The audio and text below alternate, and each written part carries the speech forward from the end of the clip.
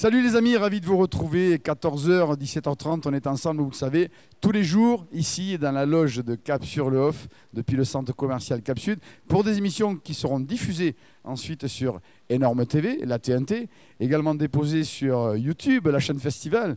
N'oubliez pas de vous abonner, YouTube, à la chaîne Festival. Également en Facebook Live, et dans quelques instants, nos premiers invités, d'ailleurs, ils sont déjà là. Qu'y a-t-il de plus drôle que ce qu'on peut tirer de la vie de tous les jours pour en faire un spectacle? Alors, très condensé, 1h15, mais voilà, c'est cette vie-là, cette vie de couple qui est décrite dans le spectacle. Comme ils disent, on en parle avec les comédiens Sébastien Boisdet et Jordan Chenoz. Bonjour. Bonjour Stéphane. Bonjour Jordan, bonjour Sébastien. Merci d'être venu nous voir jusqu'ici, jusqu'à la loge de Cap-sur-le-Hof. Merci, on est ravis d'être là. Ouais. Pour nous parler de ce spectacle. Alors je vais de suite lever une ambiguïté, il n'y en a pas, mais en tout cas, je vais donner une précision. Comme ils disent, évidemment, on pense à la chanson de Charles Aznavour. Absolument, puisque c'est effectivement en rapport. En fait, dans ce texte, très intelligemment, en fait, est noyé les paroles de cette chanson, en fait. Absolument. Alors, ça décrit la vie de couple, comme je l'évoquais au début. Il se trouve que c'est un couple gay dans l'histoire.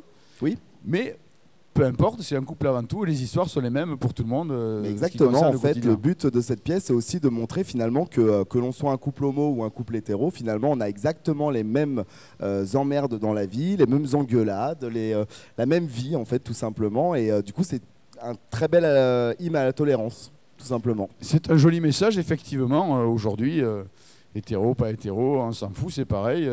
Les joies, les plaisirs et puis les problèmes sont les mêmes. Exactement. Voilà. Et c'est d'ailleurs ça qui est drôle, parce que quoi de plus drôle lorsqu'on va voir un spectacle, qu'on puisse y retrouver de sa vie personnelle, parce que chacun va se retrouver dans les petits accrochages, les petites chamailleries, les petits conflits qu'il peut y avoir au sein de la vie de couple. C'est exactement ça. On vit tous ça à un moment ou à un autre. Absolument. Qu'on soit finalement hétéro ou homo, finalement on a les mêmes engueulades et effectivement le public se reconnaît largement dans ces deux personnages qui sont complètement différents l'un de l'autre. On a effectivement dans ce spectacle des personnages assez hauts en couleur, surtout mon personnage, et Sébastien qui a un rôle un petit peu plus traditionnel, on va dire, dans le couple homo, mais justement ça permet aussi d'équilibrer un petit peu les deux personnages et de permettre à tout le monde de pouvoir se reconnaître. Tout simplement. Alors évidemment, vous forcez le trait, vous condensez dessus, ça donne le rythme du spectacle, etc. On peut espérer qu'il ne s'en passe pas autant en 1h15 dans la vie de nos amis téléspectateurs.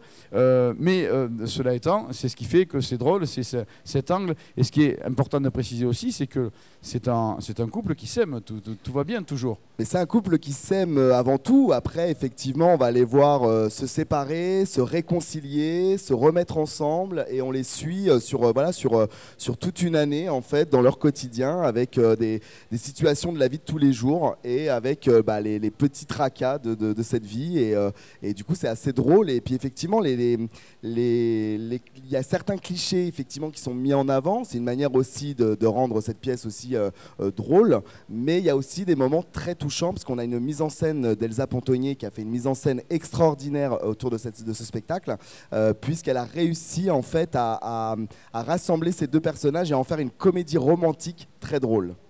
Voilà. C'est important la notion de comédie romantique, parce que c'est vrai que finalement les épreuves, je le redis, il y en a beaucoup, mais comme tout le monde, mais l'amour est toujours le plus fort et rien ne se remet en question. C'est juste drôle. Hormis, moi j'y vois quand même très clairement le message de laisser penser à ceux qui peut-être s'étaient même pas posé la question d'ailleurs, comment c'était dans la vie d'un couple gay. Mais c'est exactement comme dans la vie d'un couple hétéro.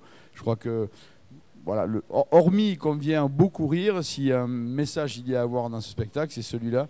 C'est une histoire de couple, avant tout de couple. Absolument, c'est ça. Comme je l'ai dit tout à l'heure, c'est vraiment un bel hymne à la tolérance. Ça permet aussi de voir finalement que tous les couples sont pareils. Ça permet peut-être d'ouvrir aussi les esprits aussi pour les gens qui, soit par manque de connaissances ou ne connaissent pas forcément le monde homo, permet aussi de voir finalement que les homos sont aussi des gens comme tout le monde, avec les mêmes situations de la vie de couple et les mêmes emmerdes tout simplement. Donc voilà. Sébastien, je vais vous poser la question à vous. Ah, enfin je peux parler. Oui, c'est ça, mais il y en a toujours un qui parle plus dans un couple. Et on sait qui c'est. Oui, mais d'habitude c'est lui qui parle le plus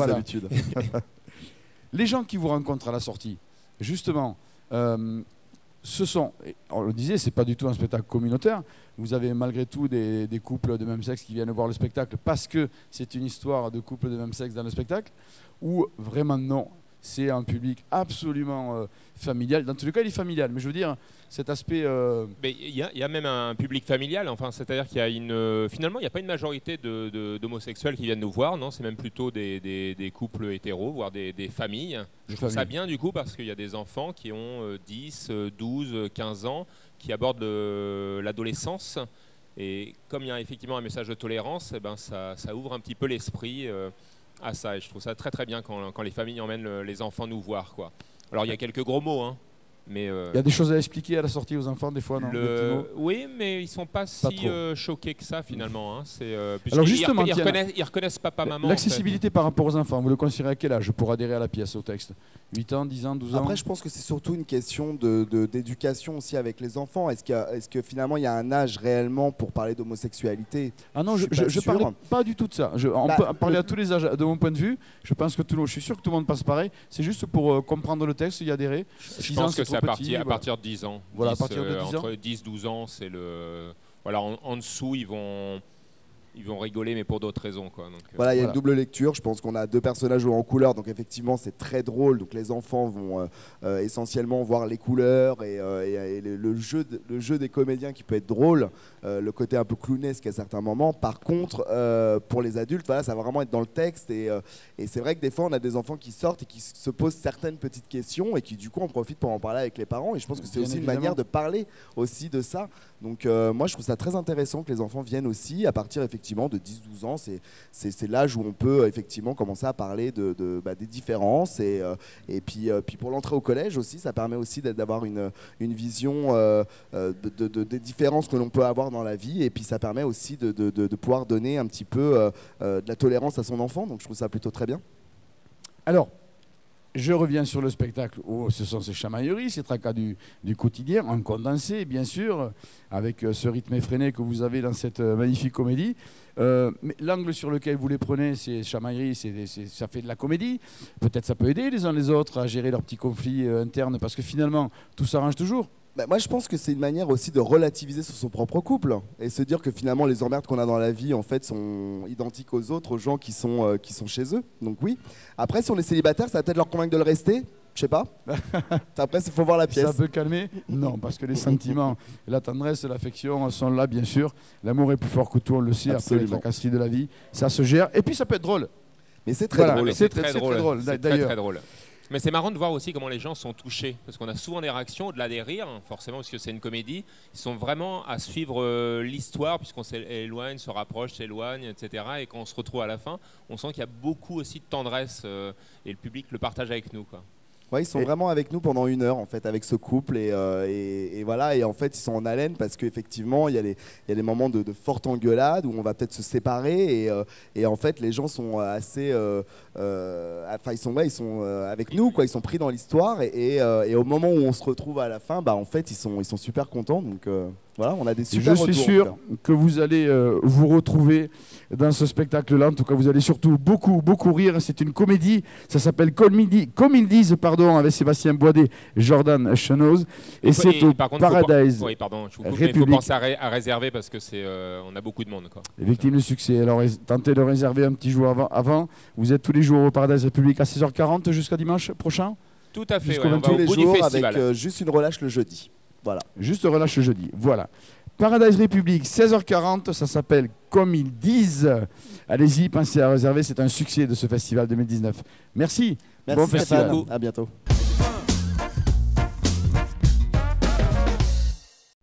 A-t-il toujours le front penché depuis qu'il est en exil? Doit rien voir à ses côtés, excepté son nombril.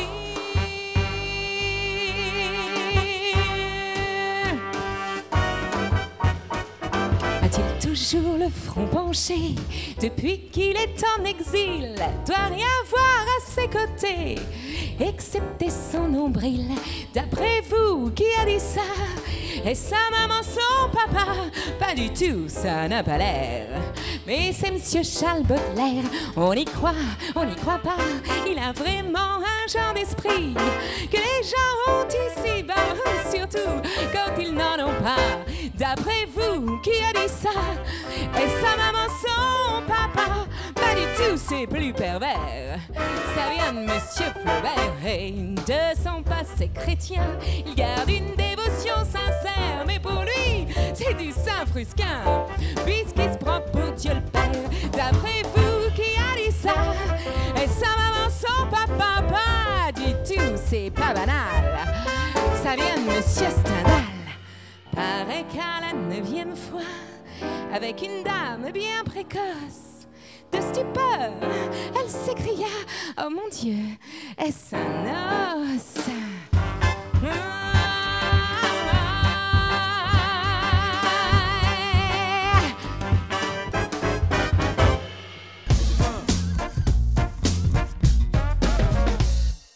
Quel plaisir de recevoir maintenant un magnifique spectacle. J'en finis plus de dire que je suis fan de ce Festival d'Avignon. Cette offre est incroyable et ce spectacle-là est magnifique. On en parle tout de suite. Ça s'appelle Juliette Drouet. C'est avec Karine Claire et Cyril Duflo-Vérez. Bonjour. Merci d'être venu nous voir ici à Cap Sud pour la loge de Cap-sur-le-Hoff. Merci. Merci à toi. Et merci surtout d'être au Festival d'Avignon.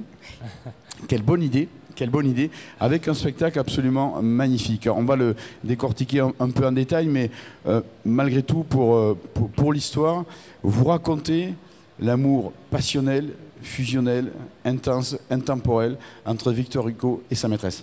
C'est ça, un amour qui a duré jusqu'à leur départ de la vie. Hein. Exactement, 50 ans d'amour, 22 000 lettres, 22 000 lettres échangées.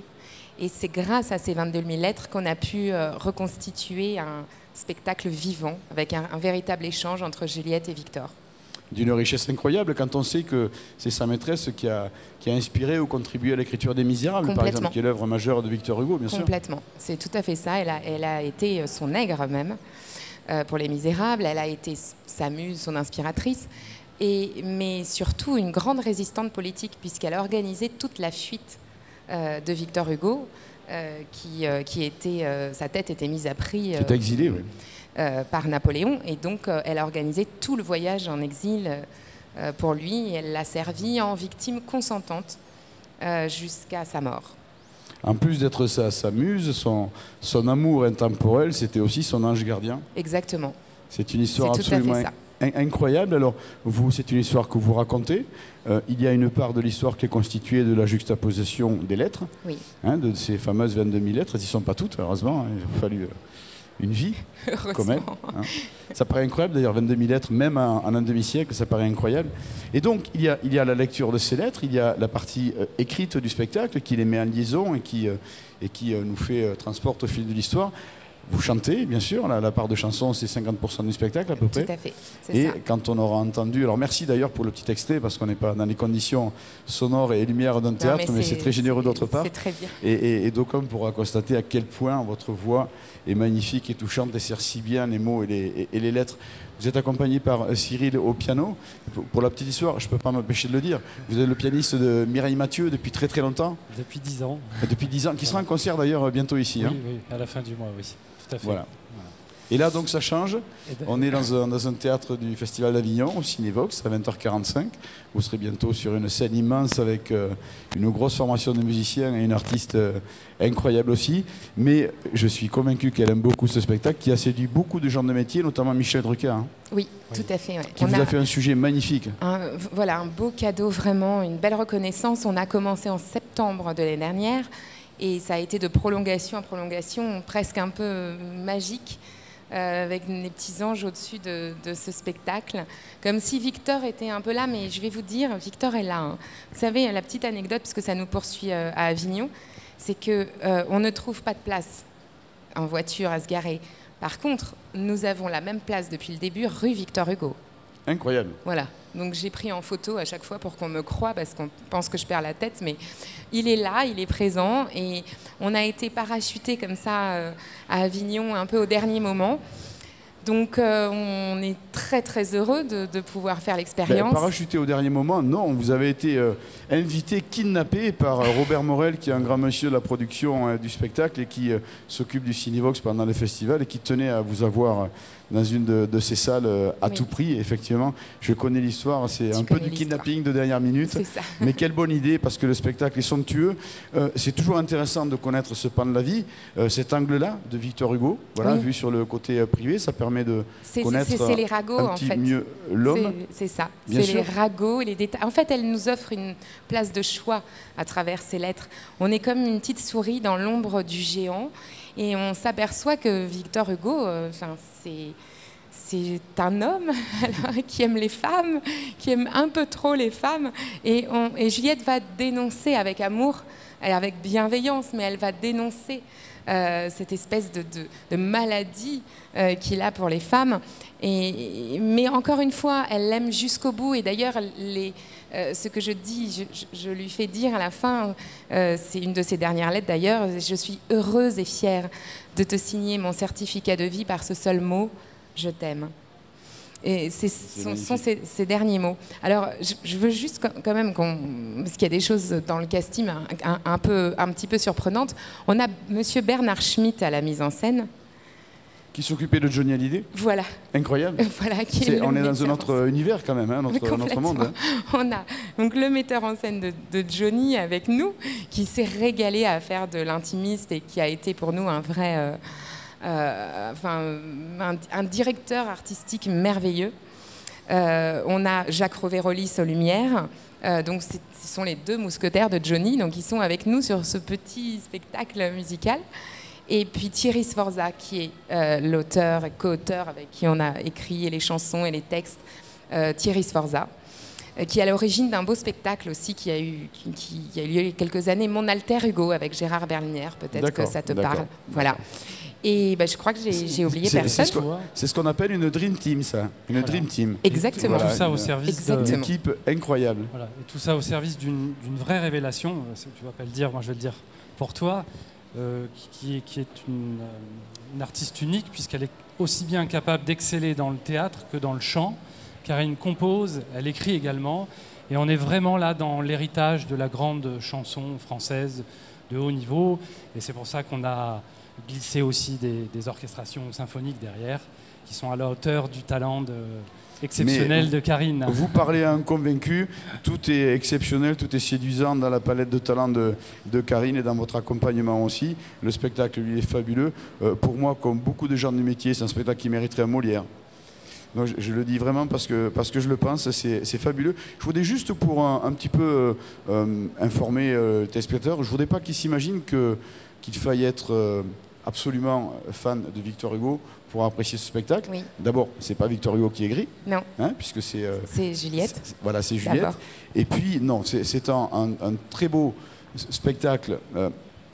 Presque, c'est pas du cabaret évidemment, mais presque. Voilà, vous chantez merveilleusement bien, des chansons qui est de styles différents. Complètement. On trouve des univers jazzy, des univers beaucoup plus posés. On passe vraiment du cabaret au petit Gavroche des rues, à la chanteuse d'antan, et puis évidemment très variété. On a essayé de populariser cette histoire. On donne bien sûr beaucoup d'informations historiques. On plaît à tout le monde, en tout cas tous les âges. Voilà, la cible est très large et d'amener cette incroyable histoire en chanson, en comédie musicale, ça a été, je pense, une bonne piste. On ne s'est pas trompé. Non, ça je vous confirme, vous n'êtes pas trompé. Et encore une fois, quelle bonne idée d'être ici. Vous êtes au Cinévox à 20h45. Le spectacle s'appelle Juliette Drouet. Vraiment, je vous recommande de ne pas manquer ce spectacle-là. Nous, on a été fiers, heureux, ravis de vous avoir ici à Cap-Sud, dans la loge de Cap-sur-le-Hof. Merci beaucoup d'avoir fait le déplacement. Merci beaucoup pour ces petites notes et votre voix, ça et là, de l'interview. C'est toujours un plaisir. Vous êtes chez vous ici. Merci. À Cap-sur-le-Hof. N'hésitez pas à revenir, bien entendu. Et puis, bon festival, évidemment. Merci beaucoup. Et longue vie à ce magnifique spectacle. Merci pour tout, pour votre accueil à tous. C'est très agréable. On est complètement bichonnés, donc tout ce qu'on aime. Merci beaucoup. Merci. Merci Au revoir. Beaucoup. Karine Claire et Cyril au piano, Juliette Drouet, c'est au Cinévox à 20h45.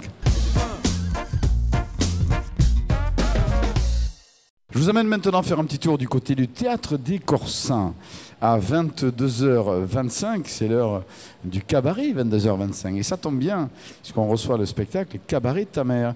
Bonjour Sophie Germoni. Bonjour. Merci d'être venue nous voir jusqu'ici. Merci de me recevoir, ça me fait très plaisir. Dans la loge de Cap-sur-le-Hof pour un spectacle de cabaret, bien évidemment, Cabaret ta mère. On va expliquer pourquoi ce titre-là tout à l'heure.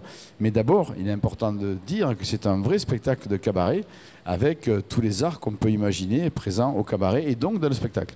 Tout à fait. Donc c'est un cabaret avec une succession de numéros. Donc on pourra voir du chant, de la danse, des clowns, il y a des marionnettes, avec des sketchs en théâtre en fil rouge. Et ça reprend les codes du cabaret avec donc les plumes, les paillettes, tout le tout ce qui cabaret fait avec rêver. un grand C et avec de la musique. Avec de la musique, tout à fait, partiellement enregistrée, mais également en live. Et il y a du live également, oui. Tout à fait. On C'est s'est tous mis aux instruments et on a plusieurs performances live pendant le spectacle. Alors, au travers de ce spectacle et de tous ces arts, vous racontez des choses, vous mettez le doigt sur un problème, d'ailleurs qui n'est pas directement lié au cabaret, c'est juste que c'est votre outil pour dénoncer le sexisme aussi. Exactement, voilà. On voulait faire un spectacle qui parle de sexisme, mais sans être lourd ou moralisateur. Et on s'est dit qu'à travers la forme du cabaret, ça nous permettait justement d'avoir plein de liberté et de faire un feu d'artifice et de rendre ça extrêmement festif. On parle de choses qui sont difficiles. Voilà, le sexisme ordinaire, ça touche tout le monde est concerné. Et à notre manière, on voulait justement juste ouvrir des portes, permettre aux gens de rigoler, de passer un bon moment et ensuite de s'interroger et peut-être d'entendre notre message et d'avoir des réflexions. Mais c'est avant tout un spectacle très festif. Avant tout très festif, évidemment. Je reste une seconde sur le message pour une précision, puisque je vous ai posé la question en off en préparant l'interview. Vous ne considérez pas que le sexisme est plus présent dans le milieu du spectacle ou du cabaret, c'est juste que c'est votre outil pour parler de ça. C'est ça, parce que de toute façon, comme je le disais également en off, le sexisme est présent partout. On a eu des tas d'exemples, et surtout depuis 1 an et demi, avec notamment les mouvements MeToo, où il y a la parole des femmes qui s'est énormément libérée. On a pu se rendre compte que c'était présent, pas uniquement dans le cinéma, là d'où le hashtag était parti, mais vraiment dans toutes les couches de la société. Donc on en parle. On parle de nous, mais on parle évidemment de toutes les femmes et de toutes les personnes qui subissent ces oppressions.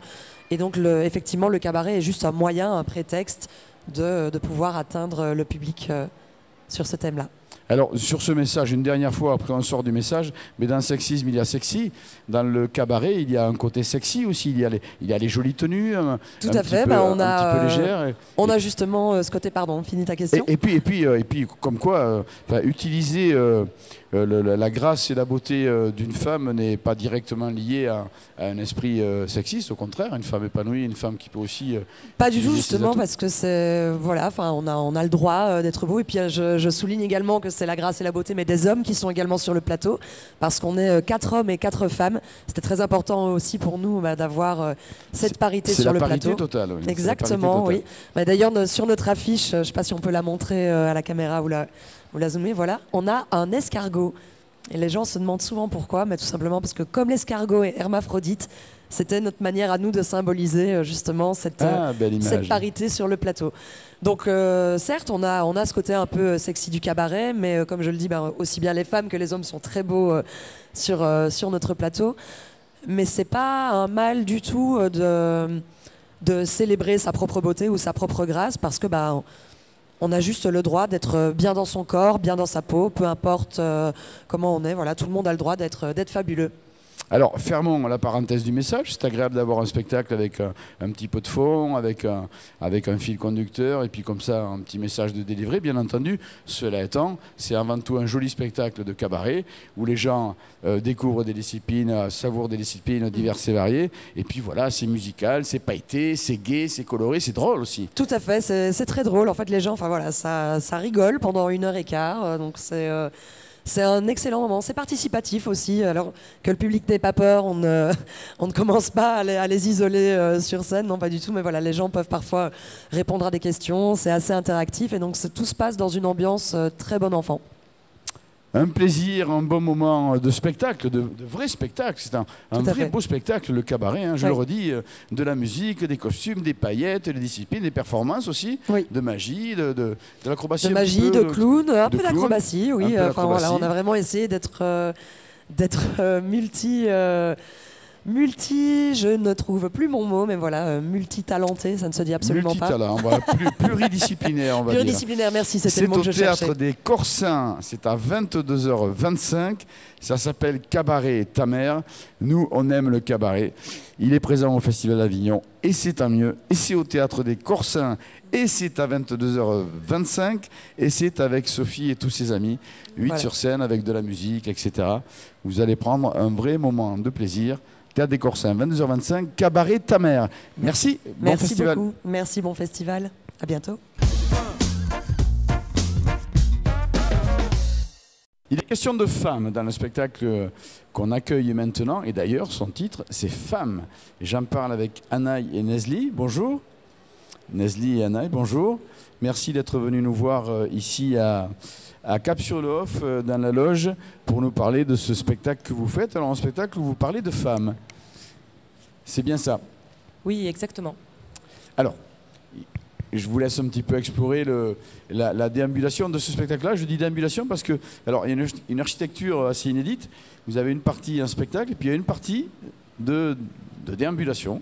Oui, en fait. Et puis vous revenez vers le spectacle. Vous êtes 11 pour participer à ce spectacle-là, où donc, pour planter rapidement le décor, il est question de... Ce sont des femmes qui ont travaillé pendant des années ensemble dans une usine, puis qui se sont perdues de vue.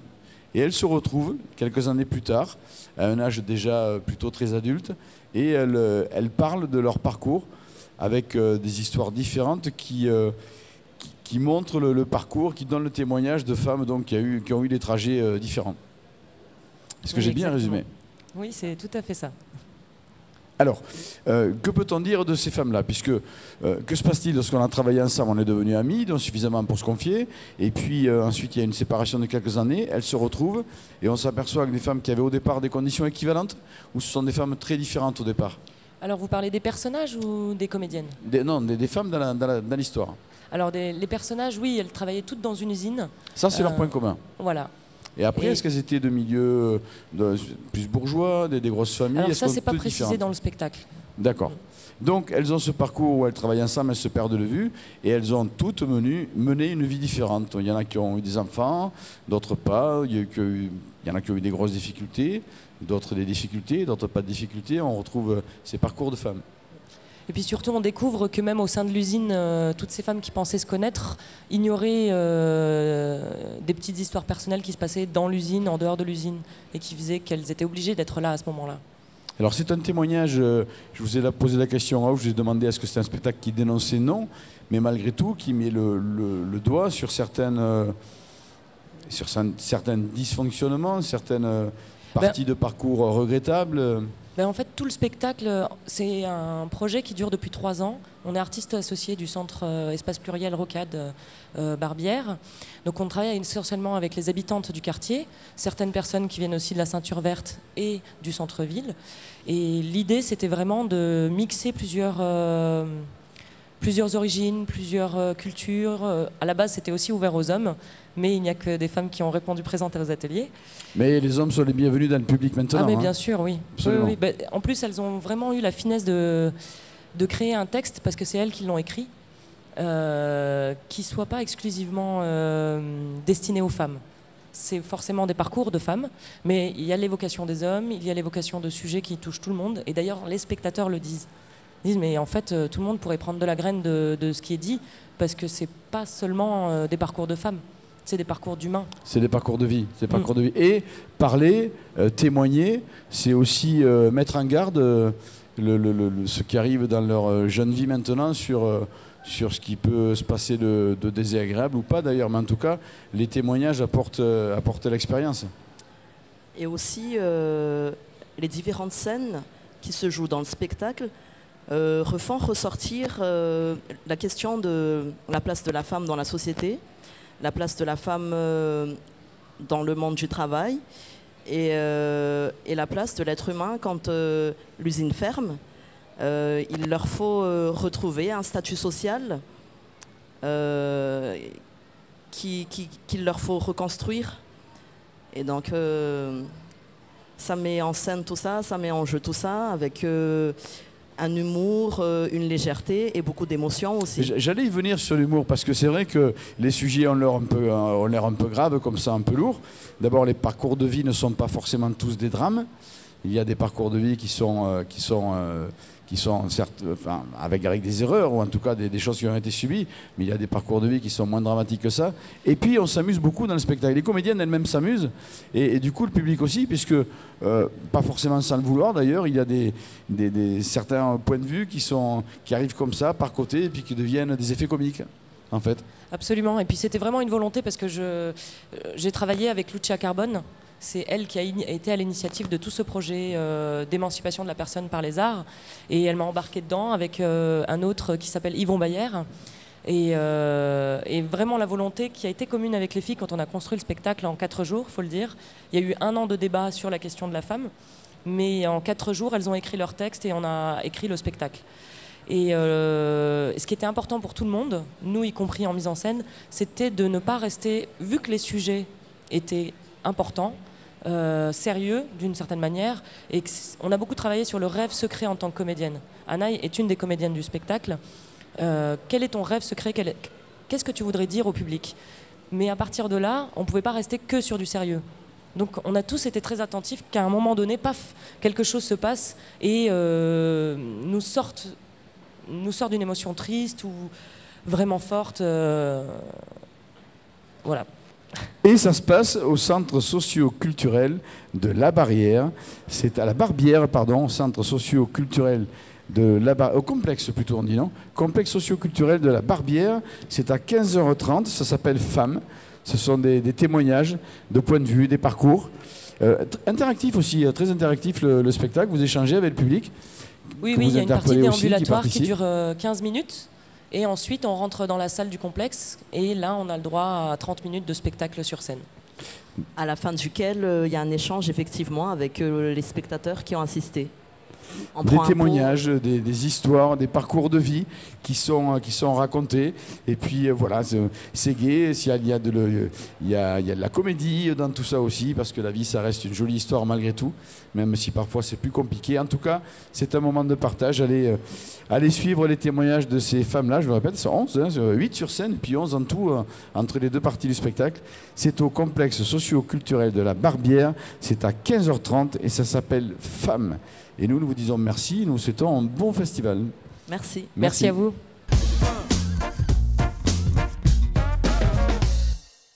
Un an dans une baignoire. Ça peut paraître long, on va en parler tout de suite puisque c'est le titre du spectacle.